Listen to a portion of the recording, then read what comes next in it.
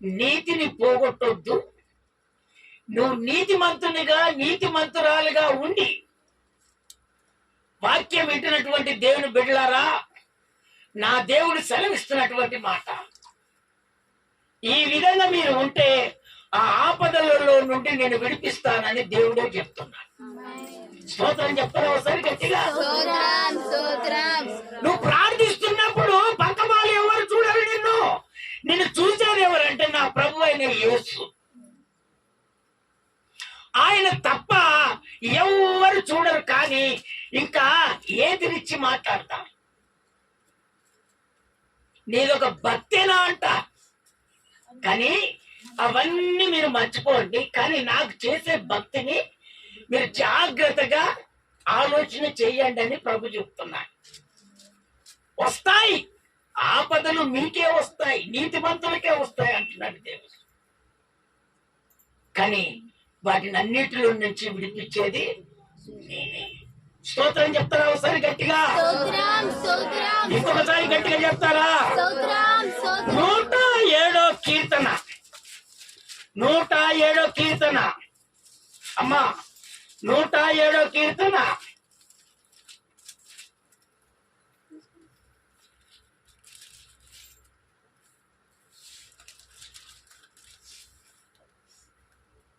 6వ వచనం. వారు కష్టకాలమందు యెహోవాకు మొరపెట్టిరి.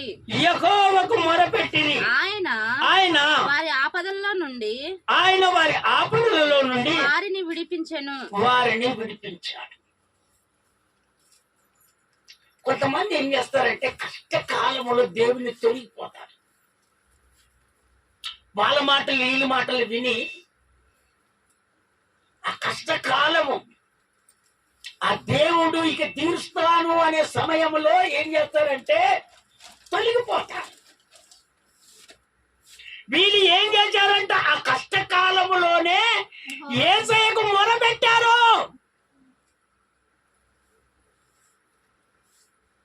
కష్టకాలం అంటే చెడు కాలం. ఏం కాలము? నీవు ఎంత పని చేసినా కూడా ఆ పని జరగని కాలం అది. ఇదిగో నేను ఒక పని చేద్దామని నువ్వు ముందుకు వెళ్తున్నావు, కానీ ఆ పని జరగట్లేదు. లేదా ఒక పని చెయ్యాలని నిరీక్షణ కలిగి నువ్వు ఉన్నప్పుడు అది శక్తి అంతా పోయిన తర్వాత అది కష్టకాలం. కొంతమంది ఏం చేస్తారంటే ఇక నా పనులు జరగవులే అని యేసయ్యను తొలగిపోతారట కొంతమంది. కానీ వీళ్ళు మాత్రము నీతిని వదిలిపెట్టలేదు, భక్తిని వదిలిపెట్టలేదు. ఇదిగో నా యేసయ్య చేస్తాడు. నాకు కష్టకాలములోనే దేవునికి కుమిలి మొరపెట్టారట. చూడు, నా దేవుడు ఎప్పుడైతే నీతిగా ఉండి కుమిలి నువ్వు మొరపెడతావో ఆ కష్టకాలంలో నుంచి నా దేవుడు నిన్ను విడిపిస్తాడంతే. అది ఏ కార్యమైనా సరే, ఏ సమస్య అయినా సరే, నా దేవుడు అంటున్నాడు ఆ కష్టకాలములోనే నేను విడిపిస్తాను. అది ఇంకొకరికి ఎవ్వరికి చేత కాదు, నా యేసయ్యకు మాత్రం చేతనైతే. స్తోత్రం చెప్తారా ఒకసారి గట్టిగా? ఇంకొకసారి గట్టిగా చెప్తామా?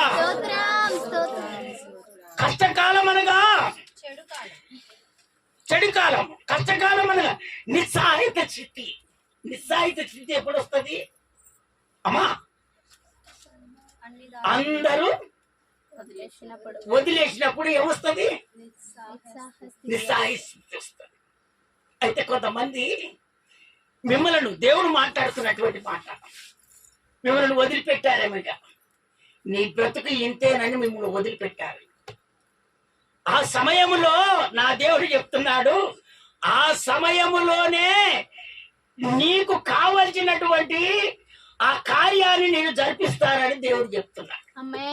కొంతమంది ఏం చేస్తారంటే ఇక పోని మనం ఏం పట్టించుకోవద్దని కొంతమంది అంటారా అనరా? ఓమా ఈమె భక్తి ఈమెకే, ఈమె పని ఇదే, ఇదే అని కొంతమంది ఏం వదిలేస్తారు. కొంతమంది ఏం చేస్తారంటే అమ్మా నన్ను వదిలిపెట్టావా నీ వెంటనే తిరుగుతానని కొంతమంది అంటారు. నీ వెంటనే తిరుగుతానంటే నేను చెప్పిన పని నువ్వు చేయాలి. నేను చెప్పిన పని నువ్వు చేయాలి. నా వెంట తిరగాలంటే నువ్వు చెప్పిన పని చేయాలి. ఏం చేయాలి? దేవుని వదిలిపెట్టు. నువ్వు ఇన్ని సంవత్సరాలకెళ్ళి నువ్వు ప్రార్థనే ప్రార్థనే ప్రార్థనే అనుకుంటా దేవుని దగ్గరికి వెళ్తున్నావు. ఏ వర్గం పెట్టావు? నేను నిన్న కాదు మొన్న దేవుని వదిలిపెట్టి ఒక టెంకాయ తీసుకుపోయి కొడితే నాకు మోక్షం వచ్చిందని చెప్తాను. దేవుని బిడ్డలారా, దేవుడు చక్కగా మీతో మాట్లాడుతున్నాడు. ఆయన ఇక వదిలి నిస్సాయ స్థితిలో అందరూ నిన్ను వదిలిపెట్టినప్పుడు నీతిమంతురాలుగా నువ్వు ప్రార్థన చేస్తే నా దేవుడు అంటున్నాడు, వాళ్ళ మధ్యలోనే నిన్ను ఒక గొప్ప సాక్షి బిడ్డగా దేవుడు నిలబెడతాడట. కొంత చప్పట సరిగట్టిగా కొంత చప్పట నిస్సాయ స్థితిలో నువ్వు ఉన్నావేమో, అందరు నిన్ను చేతులు వదిలిపెట్టారేమో, ఇక నీ కార్యం జరగదు, నీ బ్రతికి ఇంతే అని అన్నారేమో. నా దేవుడు చెప్తున్నాడు, ఆయన ఖచ్చితంగా వాళ్ళ మధ్యలోనే నేను సాక్షి బిడ్డగా నేను నిలబెడతా. మీరు ఇన్ని చదువులు చదివినారు కానీ మీరు ఒక ఉద్యోగం కొట్టారా? దేవుని ఇన్ని సంవత్సరాలకెళ్ళి మీరు నమ్ముకుంటున్నారు కానీ మీకేమైనా కార్యం జరిగిందా? మీరు ఇన్ని సంవత్సరాలకెళ్ళి దేవుని సన్నిధికి వెళ్ళారు కానీ ఒక ఇల్లు కట్టావా? ఒక పొలం కొన్నావా? దేవుడు దేవుడు దేవుడు అని నువ్వు వెళ్తున్నావే, ఏం ఉరగబెట్టావు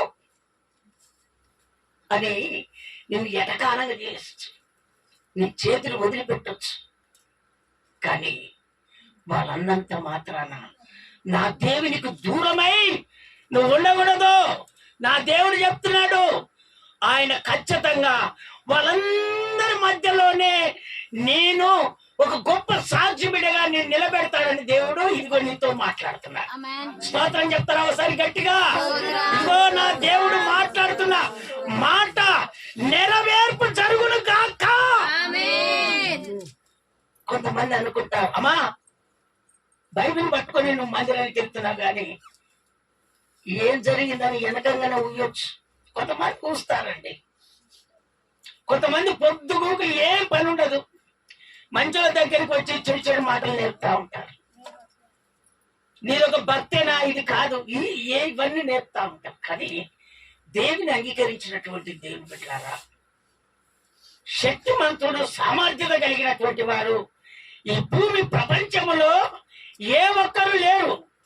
ఆ ఒక్కడిగా ఉన్నాడంటే నా ప్రభు అయిన యేసు తప్ప ఇంకెవ్వరు లేరు నీ కార్యాలు చేస్తానికి. డాక్టర్ల చుట్టూ తిరిగావేమో, వేదన పడుతున్నావేమో. నా దేవుడు చెప్తున్నాడు, అది ఎలాంటిదైనా సరే, అది ఏ అనారోగ్యమైనా సరే, నా దేవుడు నిశ్చయితంగా ఇదిగో నా దేవుడు చెప్తున్నాడు, ఎవరికో కాస్త మైల ఎక్కువ జరుగుతా ఉంది. దేవుడు చెప్తున్నటువంటి మాట, మైల ఎక్కువ అయితా ఉంది. అది క్యాన్సరే అనుకుంటున్నారేమో, లేకపోతే ఏదో రోగం అనుకుంటున్నారేమో, కానీ మీరు బయటికి చెప్పట్లేదు. దేవుని బిడ్డలారా, నా దేవుడు చెప్తున్నాడు, నువ్వు వాక్యం విని ఆ వాక్యాన్ని సారంగా నేను జీవిస్తాను ప్రభా అని ఈ శుద్ధీకరణలో నీవు ఆయన పాదాలు పట్టుకొని మొర పెడితే వెంటనే ఇప్పుడు విడుదలైపోయింది. చెప్తారా అవసరం గట్టిగా? ఇంకొకసారి గట్టిగా చెప్తారా? అనుమానం లేదు, అనుమానం లేదు, అనుమానం లేదు. ఖచ్చితంగా నా దేవుడు విడుదల కలగజేశాడంతే. ఇక నీతిని పోగొట్టింది. నా యేసయ్య ఎంత గొప్ప దేవుడు, ఆపదలలో నుండే నేను విడిపిస్తానని చెప్పాడు. అట్టప్పుడు నువ్వు తొలగిపోతావు. ఆ ప్రయత్నం ఎందుకు చేస్తున్నావు? మనుషుల మాటలు కాదు, నా దేవుని మాటల ద్వారా నువ్వు ముందుకు వెళ్ళు, నువ్వు ఆశీర్వదించబడతావని దేవుడు ఖచ్చితంగా నీతో ఈ రోజు మాట్లాడుతున్నాడు. స్తోత్రం చెప్తారా ఒకసారి గట్టిగా? ఇంకొకసారి గట్టిగా చెప్తారా? చదవండి దేవుని వాక్యంలోనికి మనం వెళ్తాం. నీతి ఎక్కడెక్కడ కోల్పోతామో ప్రసంగి 5వ అధ్యాయము 6వ వచనం. ప్రసంగి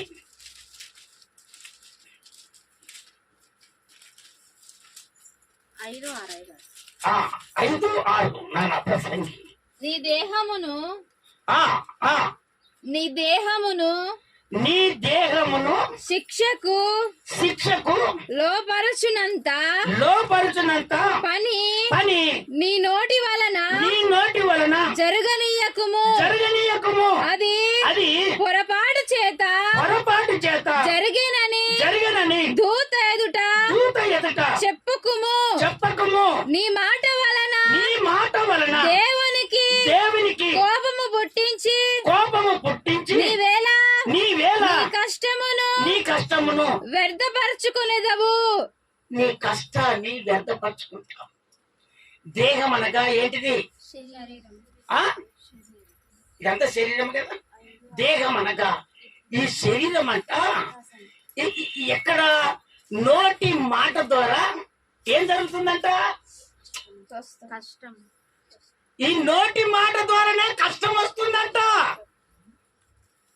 నీ దేహాన్ని అదుపులో పెట్టుకోవాలంటే నీ నోటి మాటను కొంచెం జాగ్రత్తగా ఉంచుకోవాలని దేవుడు మాట్లాడుతున్నాడు. ఈ కష్టాలన్నీ ఎందుకు వస్తాయి? నీకు శిక్ష విధులు ఎందుకు పడతాయి? నీ పనులు ఎందుకు జరగకుండా ఉంటాయి?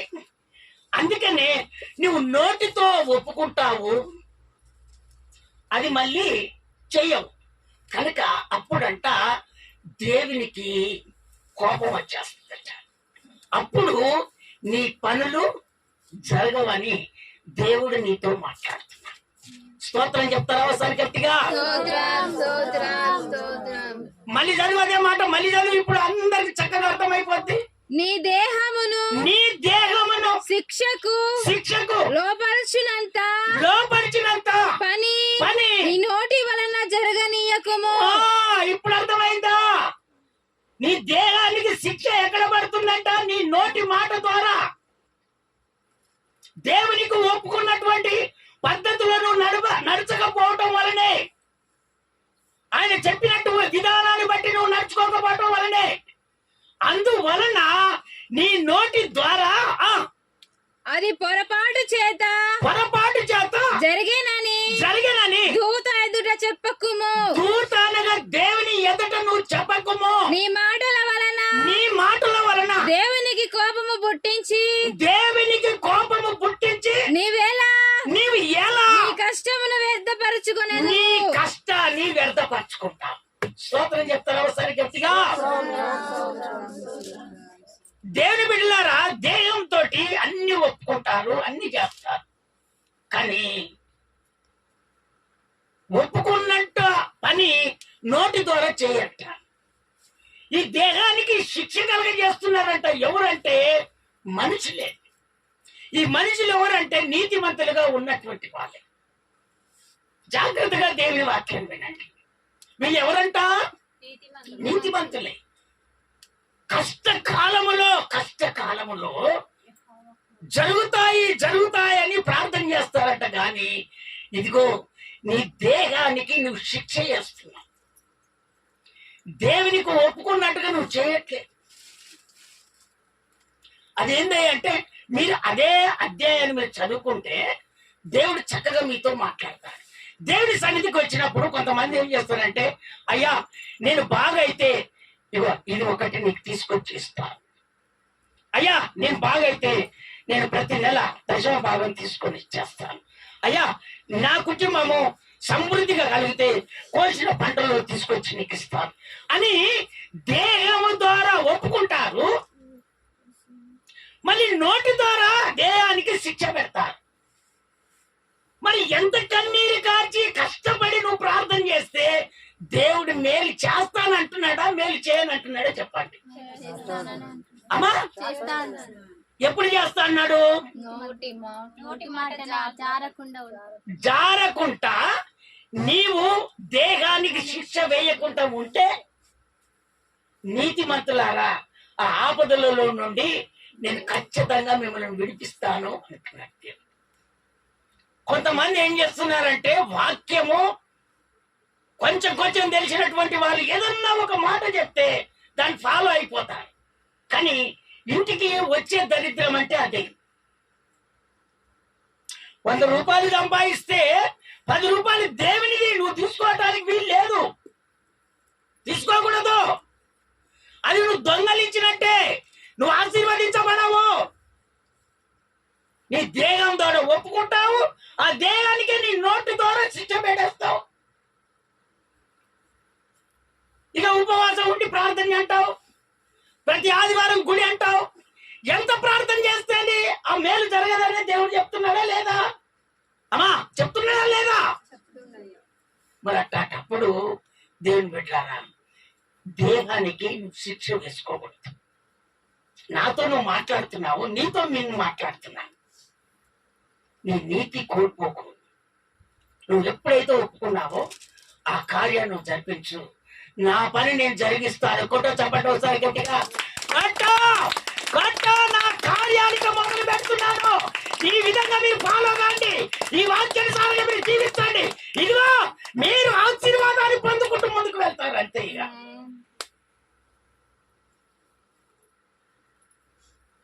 చదవండి, దేవుని వాక్యంలోనికి మనం వెళ్తాము.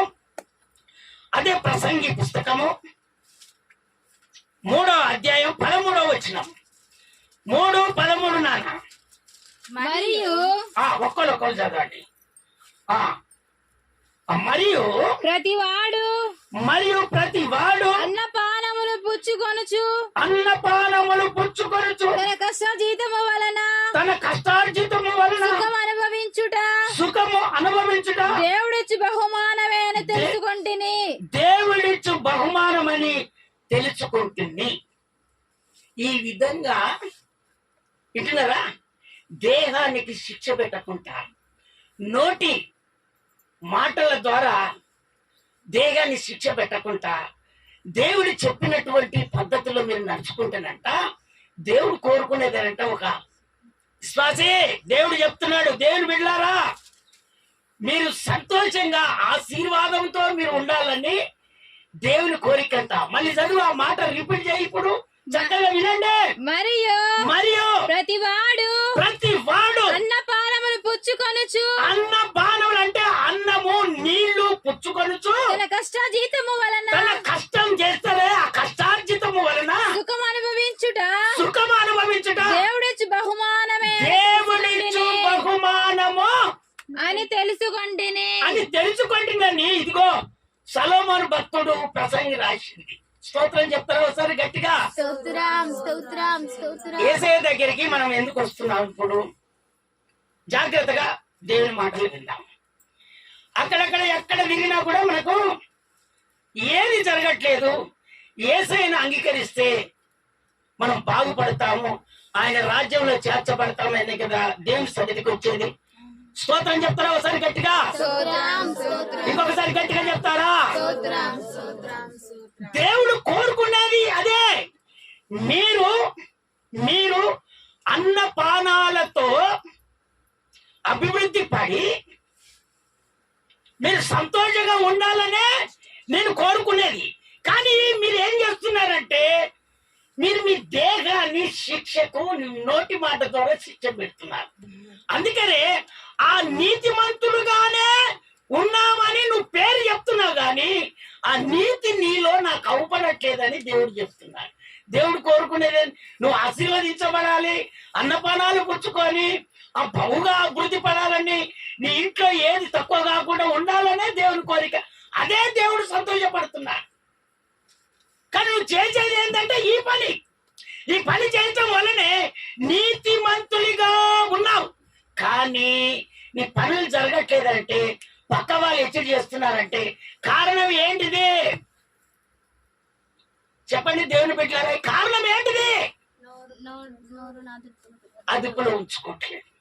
నువ్వు నోటిని అదుపులో ఉంచుకుంటే నిశ్చయితంగా దేవుడు నీ కార్యాన్ని ఈ రోజు ఖచ్చితంగా ఆ కార్యాన్ని జరిపించాడు. స్తోత్రం చెప్తారా ఒకసారి గట్టిగా?